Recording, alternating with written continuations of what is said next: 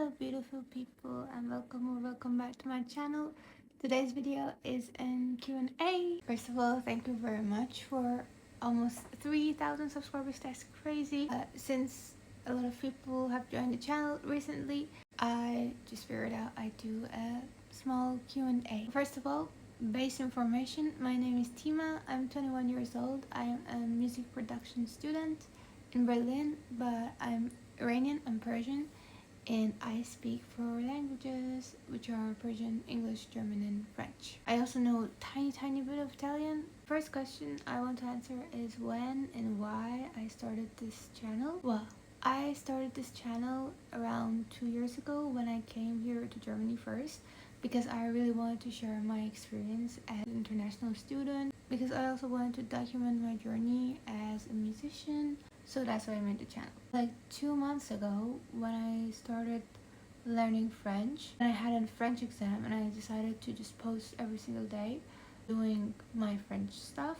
And I did a series where I was studying French for 18 days. And at the end, I showed how I learned French in 2 months, and that video did really well compared to my other videos. And that's how I decided to make more videos, and now I'm making more videos, and now I also have another exam in about 20 days. The next question is, if I could learn any language without work, which language would I choose? Probably choose Pahlavi Persian, which is an old ancient Persian language and scripture. And the reason for that is because there is not media in that language, so it's really hard to learn it. So if I could just wake up one day and know a language, I would choose that one. Next question is, what's my favorite language and why? I don't really have a favorite language, unfortunately. To me, when I'm learning a language, I'm connecting the culture. I've said that like 1,500 times, but you know, I can't decide which culture is more beautiful, so I also can't decide which language is more beautiful. To me, they're all beautiful, but I think one of the most interesting ones to me currently is sign language. I find it so interesting and intriguing, the whole culture. So one day I would really like to learn sign language. I think for me as a musician, I'm working so much with audio all the time, and so always it has been my goal to include people who are hard of hearing or can't hear also in the music. Because I know it sounds weird, but to me, you don't necessarily need to be able to hear to be able to enjoy music. I think we as musicians need to be more inclusive towards people who are hard of hearing. That's why I like to learn sign language one day also. If I learn a language in the future, which one would it be? Okay, so this is a very long list actually, but I will tell you my top 2 picks. So for now, after I'm done with German, I kind of thought about going back to French and digging in that to C1 too. In the meantime, so logically I would want to study Italian, because I used to know Italian until like in B1 level. So I studied it for 1 year, but like 4 years ago, and I've forgotten all about it. So logically I would like to redeem that and have that again, right? Lately I've been so obsessed with Mandarin, and I find, oh my god, I find it sounds so cool, and like the tones, and also the media. Oh my god, they have so much media. They have so much media in Mandarin. And also my best friend speaks Mandarin, so like that one is pulling me in, but I know it's gonna be so hard like compared to Italian. But also I will probably do French at a higher level, and then start with Mandarin. I don't know. I just find it really intriguing right now. Next question is, how do I not get bored with grammar? Me, personally, grammar is like solving, how to say rätsel? A puzzle. It's like solving a puzzle. And it's not to say like I never get bored of grammar. Obviously I do. And sometimes I just finish it. But at the end, you try to make sentences to communicate yourself. And then you feel stuck because you don't know how to make those sentences to communicate. And then you read on that specific problem, and then you make sentences, and then you see how you can do it right now. I think that's a really rewarding process, and that's how I do it to not get bored. At the end of the day, if you don't like the topic of grammar, it's always going to be a bit icky, but you can get around it. I mentioned I have synesthesia, which is, in parentheses, I see colors and textures and I feel textures and also sometimes temperatures, letters, for words, for feelings, people, everything. Someone asked me what are my colors for Iran and Germany, and what are the words that I associate with them.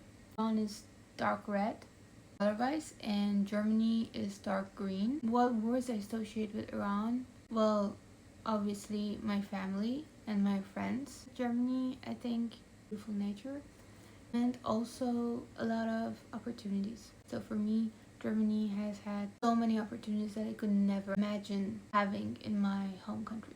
Like I am a musician and I want to do music, and I'm also a singer. That's illegal for women in Iran. So then we have another interesting question. What else do I do except for learning languages? Well, I've already talked a lot about making music. Yes, that's my main thing actually. I make music and I sing and I play the piano.